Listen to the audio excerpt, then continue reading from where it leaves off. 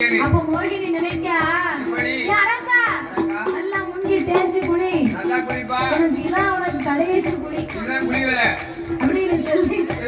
அந்த அரக்கனை மனதிலே நினைத்துக் கொண்டு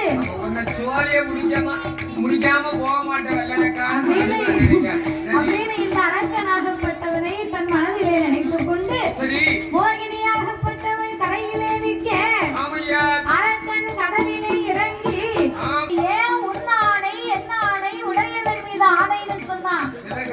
ஆண்டவே சத்தியம் செய்து கொடுக்கும் போது இவனையும் சத்தியத்துக்குள்ள சேர்த்துதான் சத்தியம் பண்ணி கொடுத்தான். அந்த சத்தியத்தை முறிக்க வேண்டும் என்று உன்னானை என்ன ஆணை உடையவன் மீது ஆணை என்று அரசனாகப்பட்டவன்